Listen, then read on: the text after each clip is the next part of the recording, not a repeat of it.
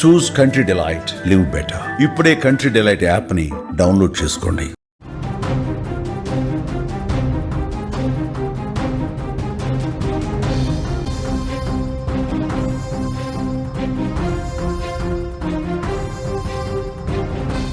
యుద్ధం ముగిసిపోయింది.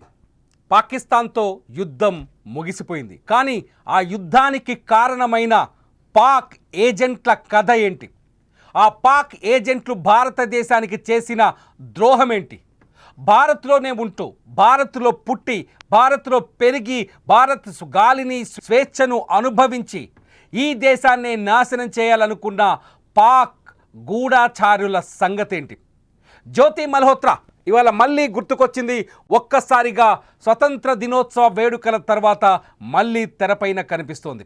జ్యోతి మల్హోత్రా ఎందుకు ఇప్పుడు తెరపైకి వచ్చిందంటే, ఆమె పోలీసుల ఇంటరాగేషన్లో చెప్పిన నిజాలు వింటే కళ్ళు బయర్లు కమ్ముతాయి. ఆమె చెప్పిన నిజాలని ఛార్జ్ షీటుగా మార్చి ఇవ్వాలే కోర్టుకు సబ్మిట్ చేశారు పోలీసులు. హర్యానాలోని 3 నెలల పాటు హర్యానాలోని హిసార్ పోలీసులు జ్యోతి మల్హోత్రాను విచారించారు. జ్యోతి మల్హోత్రా విచారణలో ఒక కీలకమైన సమాచారం వెలుగులోకి వచ్చింది. దాదాపు ఏడాది క్రితం నుంచి, పహల్గాం దాడికి ముందు ఏడాది క్రితం నుంచి జ్యోతి మల్హోత్రా పాకిస్తాన్ కోసం పనిచేస్తోంది. పాకిస్తాన్ ఏజెంట్ ఇషాన్ ఉర్ రెహమాన్, అతనే డానిష్ అంటారు. ఇషాన్ ఉర్ రెహమాన్ ఇతను ఢిల్లీలోని పాకిస్తాన్ హై కమిషన్లో ఉద్యోగి. ఇషాన్ ఉర్ రెహమాన్ భారతదేశంలో పాకిస్తాన్ ఉగ్రవాదులకు, ఐఎస్ఐ ఏజెంట్లకి ఒక నాయకత్వం వహించాడు. పహల్గాం దాడి తర్వాత భారత ప్రభుత్వం ఎవరైతే హై కమిషన్లో సభ్యులను తగ్గించిందో ఆ తర్వాత డానిష్ భారతదేశాన్ని వదిలేసి వెళ్ళిపోయాడు. ఈ డానిషే పహల్గాం దాడి జరిగిన మర్నాడు పాకిస్తాన్ హై కమిషన్లో కేక్ కట్ చేశారు. ఆ డానిష్తోనే అక్రమ సంబంధం కలిగి ఉంది ఈ జ్యోతి మల్హోత్రా. హర్యానాకు చెందిన జ్యోతి మల్హోత్రా. ఈ జ్యోతి మల్హోత్రా ఏం చేసిందో తెలుసా? 2024 ఏప్రిల్లో పాకిస్తాన్కి వెళ్ళి నెల రోజుల పాటు, అంటే 2024 మే వరకు పాకిస్తాన్లోనే పర్యటించింది. పర్యటిస్తూ ఖాళీగా లేదు. పాకిస్తాన్లో ఏదో వీడియోలు చేసి ఆమె యూట్యూబ్ ఛానల్లో ఆ వీడియోలు ప్రజెంట్ చేస్తూ నేను పాకిస్తాన్లో పర్యటిస్తున్నాను, పాకిస్తాన్లో టూర్ చేస్తున్నాను అని జనాన్ని నమ్మించింది. కానీ బ్యాక్ ఎండ్లో పాకిస్తాన్ ఐఎస్ఐ ఏజెంట్లతో ఆమె చాలా ముఖ్యమైన విషయాల్ని చర్చించింది. అంతేకాదు భారతదేశానికి సంబంధించిన చాలా కీలకమైన రహస్యాలను తీసుకొని పాకిస్తాన్కి వెళ్ళింది జ్యోతి మల్హోత్రా. 2024 ఏప్రిల్లో వెళ్ళి అక్కడ ఐఎస్ఐ ఏజెంట్లతో చాలా మీటింగ్లు జరిపింది. మనం కొన్ని వీడియోలో చూడొచ్చు. జ్యోతి మల్హోత్రాకి పాకిస్తాన్లో అక్కడి ప్రభుత్వం, అక్కడి హై కమిషన్ సభ్యులు, లేకపోతే ఐఎస్ఐ బ్యాచ్ ఆమెకు వినోదాన్ని ఇచ్చిన వీడియోస్ని. జ్యోతి మల్హోత్రాకి పాకిస్తాన్లో కనెక్ట్ అయిన ఐఎస్ఐ ఏజెంట్ల పేరు కూడా నేను చెప్తాను. షకీర్, హుసేన్ అలీ, అట్లాగే నజీర్. ఈ 3 ఐఎస్ఐ ఏజెంట్లు జ్యోతి మల్హోత్రాని భారతదేశంలో స్పైగా 100కు 100% వాడుకున్నారు. ఈ విషయాలు నేను చెప్తున్నాయి కాదు. ఏదైతే గత 3 నెలలుగా జ్యోతి మల్హోత్రాని పోలీసులు విచారించి 500 పేజీల ఛార్జ్ షీట్ తయారు చేశారో ఆ ఛార్జ్ షీట్లో తను స్వయంగా ఒప్పుకున్న విషయాలు. 2024 ఏప్రిల్ నుంచి 2024 మే వరకు పాకిస్తాన్లో పర్యటించిన జ్యోతి మల్హోత్రా కరాట్పూర్ వెళ్ళారు. పంజాబ్లో ఉన్న కరాట్పూర్, అప్పటి పంజాబ్ ముఖ్యమంత్రి నవాజ్ షరీఫ్ కూతురు ఎవరైతే ఉన్నారో మరియం నవాజ్ షరీఫ్తో భేటీ అయ్యారు. ఆమెకు అక్కడ కూడా కొందరు ఆమెను కల్పించడానికి, మరియంతో కల్పించడానికి ఆమెకు కొందరు పాకిస్తాన్ ఐఎస్ఐ ఏజెంట్లు సహాయం చేశారు. పంజాబ్ అనేది భారత సరిహద్దు రాష్ట్రం. అక్కడ ఐఎస్ఐకి కావాల్సిన సమాచారాన్ని ఈ జ్యోతి మల్హోత్రా అందించినట్టు 500 పేజీల ఛార్జ్ షీట్లో కొంత వివరణ ఇచ్చారు. అంతేకాదు ఎప్పుడైతే 2024 మేలో పాకిస్తాన్ నుంచి ఇండియాకు తిరిగి వచ్చిందో, ఈ సీక్వెన్స్ని ఒకసారి అందరూ చాలా స్పష్టంగా అర్థం చేసుకోవాలి.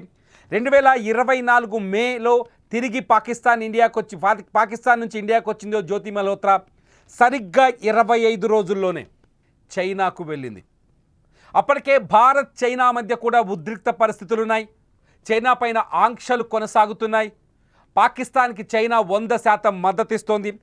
పాకిస్తాన్కి చైనా ఆయుధాలని, కమ్యూనికేషన్ వ్యవస్థల్ని, అణుబాంబులకు సంబంధించిన మెటీరియల్ని సరఫరా చేస్తోంది. చైనా సైంటిస్టులు వెళ్ళి గాల్వాన్ ఏరియాలో లేకపోతే బలోచిస్తాన్లో పాకిస్తాన్కి కావలసిన కొన్ని ప్రయోగాలు చేశారు, కొన్ని ప్రాజెక్టులు నిర్మించారు, అట్లాగే బాంబులు తయారు చేశారు, అణుబాంబుల తయారీకి సహకరించారు. ఈ సమయంలోనే చాలా కీలకమైన ఒక భారతీయ పౌరురాలిమే. సో చాలా స్పష్టంగా ఒక భారతీయ పౌరురాలు పాకిస్తాన్ నుంచి ఇండియాకు వచ్చిన 25 రోజుల్లో అంటే 2024 జూన్ 10వ తేదీన ఈమె చైనాకు వెళ్ళింది. జ్యోతి మల్హోత్రా చైనాకు వెళ్ళిన తర్వాత అక్కడ కూడా జూలై వరకు అంటే 1 నెల రోజుల పాటు 1 మంత్ చైనాలోనే ఉంది ఈ జ్యోతి మల్హోత్రా. జ్యోతి మల్హోత్రా చైనాలో ఈ నెల రోజులు వీడియోలు మాత్రమే చేయలేదు, చైనాని కేవలం ఎక్స్ప్లోర్ మాత్రమే చేయలేదు, ఐఎస్ఐ అప్పజెప్పిన కీలకమైన పనుల్ని పాకిస్తాన్ కోసం చేసి పెట్టింది. ఈ డానిష్ కోసం చేసి పెట్టింది జ్యోతి మల్హోత్రా. డానిష్ కోసం చేసి పెట్టి అక్కడ తన టూర్ ముగించుకున్న తర్వాత వెంటనే చైనా నుంచి ఇండియాకు రాలేదు. నేరుగా చైనా నుంచి ఇండియాకు రాకుండా నేరుగా నేపాల్ వెళ్ళింది. నేపాల్ వెళ్ళిన జ్యోతి మల్హోత్రా ఆ తర్వాత భారత్కు తిరిగొచ్చింది. భారత్కు తిరిగొచ్చిన తర్వాత జ్యోతి మల్హోత్రా ఏమీ ఎరగని అమాయకురాలుగా సాధారణ యూట్యూబర్గా మారింది. అంతేకాదు ఎవరైతే తనలాంటి వ్లాగ్స్ అట్లాగే యూట్యూబ్ వీడియోలు చేస్తున్నారో అటువంటి యూట్యూబర్స్ని ఐడెంటిఫై చేసి వారిని పాకిస్తాన్కి తీసుకెళ్లేందుకు ప్రయత్నాలు చేసింది. పాకిస్తాన్కి తీసుకెళ్లి ఇదే ఐఎస్ఐ ఏజెంట్లకు సహాయం చేసే గూఢాచారులుగా మార్చే ప్రయత్నం చేసింది. ఎవరైతే అందులో భాగంగానే ఎవరైతే ప్రియాంక అనే ఒక యూట్యూబర్ పూరిలో ఆమె కనిపెట్టి ఆ ప్రియాంకని ట్రాప్ చేసే ప్రయత్నం చేసింది జ్యోతి మల్హోత్రా. జ్యోతి మల్హోత్రా పాకిస్తాన్కి 100% గూఢచర్యం చేసిందని బలమైన ఆధారాల్ని సంపాదించారు పోలీసులు.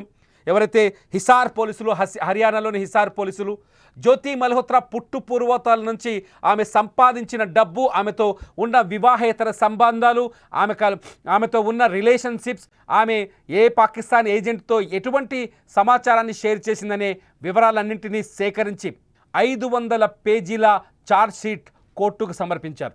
జ్యోతి మల్హోత్రా లాంటి దొంగలు ఇంకా ఈ దేశానికి వెన్నుపోటు పొడుస్తూనే ఉన్నారు. జ్యోతి మల్హోత్రా లాంటి ద్రోహుల్ని అడ్డం పెట్టుకొని పాకిస్తాన్ భారతదేశంపై దొంగ యుద్ధం చేయడానికి ప్రయత్నిస్తోంది. జ్యోతి మల్హోత్రా లాంటి దొంగ గూఢాచారుల సహాయంతో మనం చాలామంది గూఢాచారులను చూసాం. జ్యోతి మల్హోత్రా దొరికిన తర్వాత ఆఫ్టర్ పహల్గామ్ అటాక్, ఇంకా చెప్పాలంటే ఆపరేషన్ సింధూర్ తర్వాత భారత ఏజెన్సీలు, భారత ఇంటెలిజెన్స్ వ్యవస్థ భారతదేశంలోనే అనేక మంది పాకిస్తాన్ గూఢాచారులను పట్టుకుంది. వీళ్ళంతా డబ్బులకు అమ్ముడుపోయి ఈ దేశ సార్వభౌమాధికారం పైన దాడులు చేసేందుకు పరాయి దేశానికి, పగ దేశానికి సమాచారాన్ని అమ్ముకున్నారు. డబ్బులకు అమ్ముడుపోయి క్షణిక సుఖాల కోసం, జ్యోతి మల్హోత్రా అయితే క్షణిక సుఖాల కోసం మాత్రమే ఈ పని చేసినట్టుగా పోలీసులు భావిస్తున్నారు. ఇంకా అంతేకాదు జ్యోతి మల్హోత్రా పాత్ర పైన ఇంకా విచారణ కొనసాగుతుందని ఈ ఛార్జ్షీట్లో పేర్కొన్నారు పోలీసులు.